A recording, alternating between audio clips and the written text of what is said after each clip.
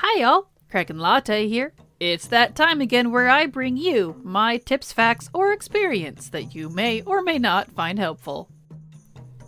The Winds of Sanctuary 50% experience and reputation buff is here. This delicious buff the Titans have graced us with will last until July 11th, which is just short of a full month. That means it's time to get crazy with leveling ults and grinding reputation. And yes, the best part about that rep buff? The tooltip claims everything except Niffen. Like, everything? We'll sure find out because I don't know about you, but I certainly have some old reps that I still need to hit Exalted or farm the Paragon caches from. As I promised last week, this is the video all about showing you exactly what this buff overlaps with and how to take advantage of it. So strap in and grab some snacks, cause this is gonna get juicy. The first thing you need to know is that right now, the Mist of Pandaria Time Walking and the Comp Stomp Brawl are both active for this week.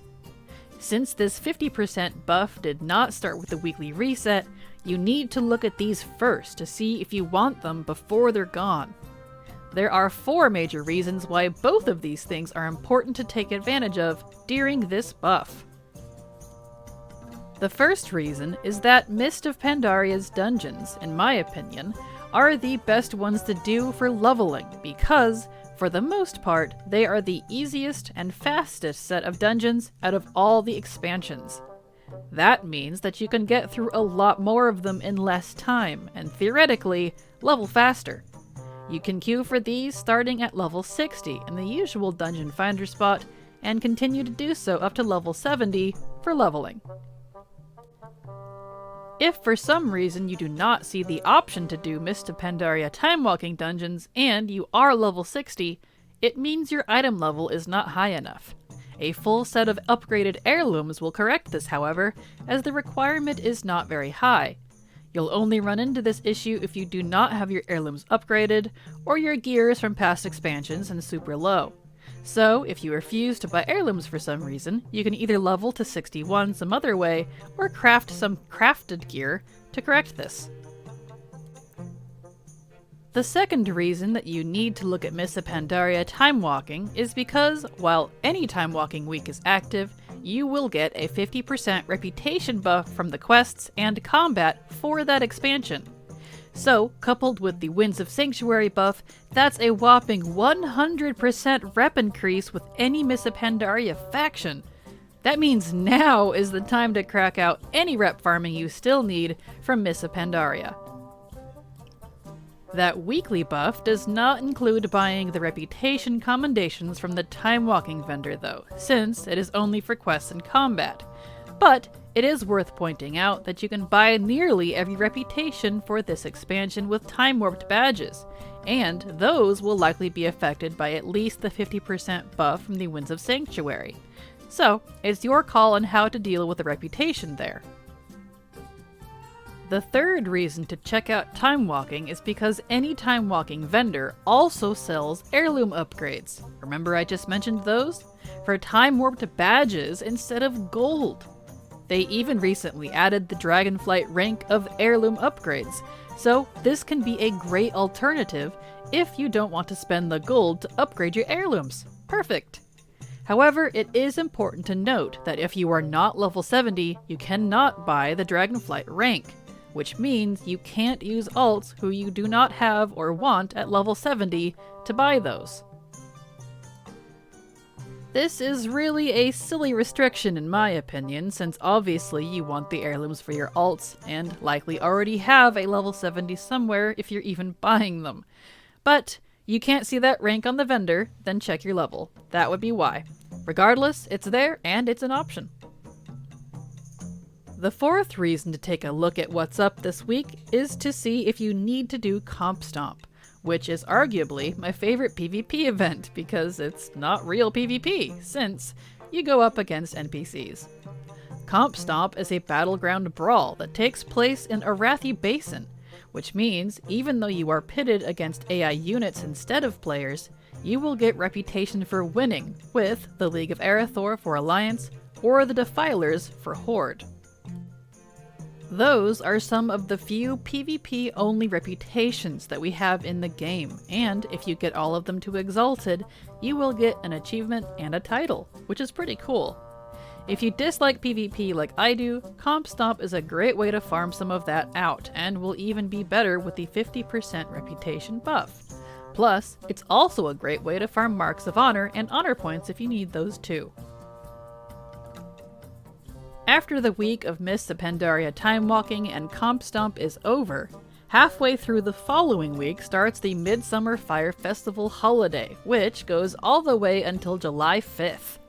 This event is important to take note of and use for 3 different reasons as well. The first reason is that this is one of the few holidays that you can get an experience buff from. The buff itself is a bit specific, however, and says it only grants a 10% experience increase from killing monsters.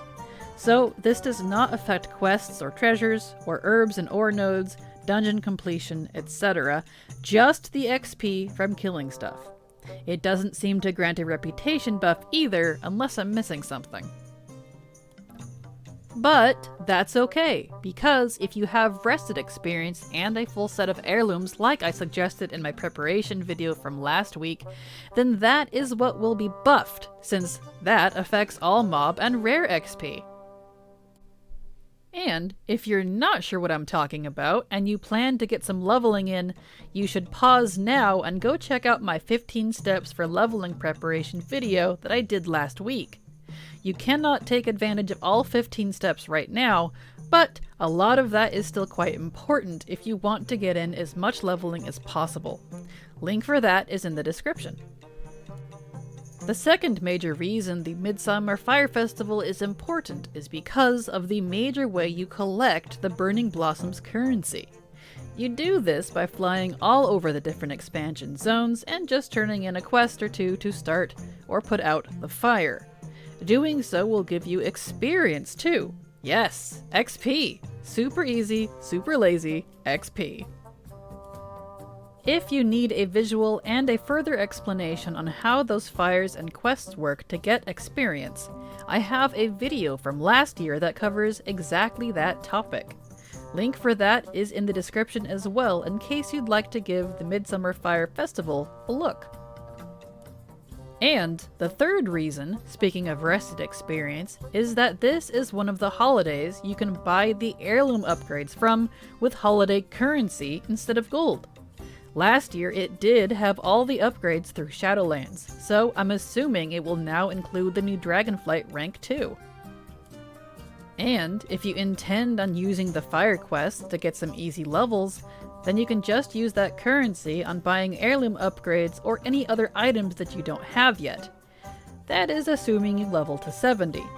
Just note that if the Dragonflight heirloom upgrade rank is on that vendor, it may be locked to level 70 characters only, just like the time walking vendors are, and that means you cannot use alts you do not want or have at level 70 to buy those.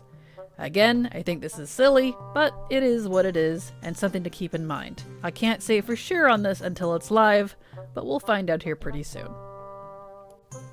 Starting the following week after the Midsummer Fire Festival has begun, a weekly rotational event for World Quest bonus reputation goes active. This lines up nicely with the Winds of Sanctuary 50% reputation buff because, according to the tooltip, the Sign of the Emissary buff from this World Quest event also rewards a 50% reputation buff from World Quests during that whole week.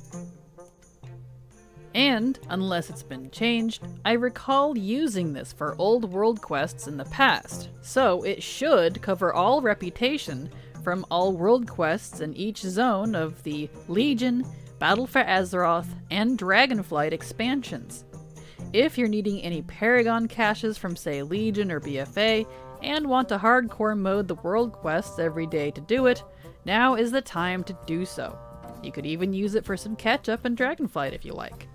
I know I still need some toys from BFA, so I'll certainly be using this too. That next Sunday, while the World Quest event is still active, the Dark Moon Fair is coming around once again because that marks the first week of July. This means for the following week that Dark Moon Fair is here, you can get your Wii buff again for yet another 10% reputation and experience bonus. Yay! All the buffs! The Dark Moon Fair just barely overlaps with that World Quest bonus event, and of course, the Midsummer Fire Festival is still going on until the middle of that next week as well. So if you want to squeak in some extra buffage for your leveling or reputation grinds during those last few days of the two events, that's a good time to do so. And of course, we do still have another few days of the Winds of Sanctuary buff after the Dark Moon Fair ends, so it would be handy to save that buff again when you log out of an alt for the day on the Dark Moon Fair leaving. That way you can keep it for at least another hour, that is if you still need it by this point. During that week of Dark Moon Fair, however, we have yet another time walking going active with Reset. That is the Warlords of Draenor time walking, and just like the Mists of Pandaria one, you can level from 60 to 70 with time walking dungeons, and also receive a 50% reputation buff for any Warlords of Draenor reputation faction. Don't forget that you can buy the heirloom upgrades from this vendor as well, and you can buy Warlord's reputation tokens for time warped badges too.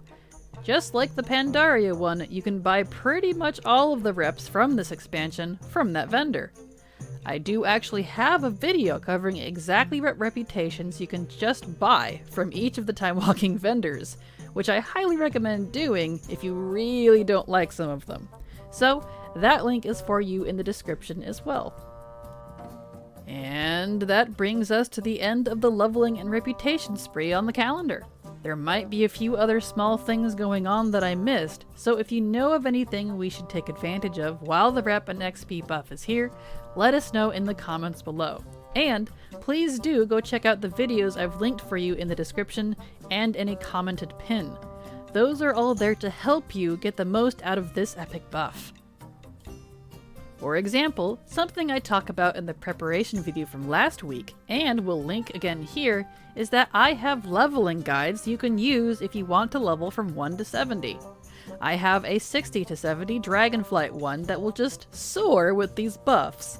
And I also have my 1 to 50 Horde and Alliance guides from Shadowlands, but don't be fooled by their titles. With these buffs and the addition of 50 to 60 range into Chromie time, you will be able to hit 60 with that same route with no problems. You might not even finish it.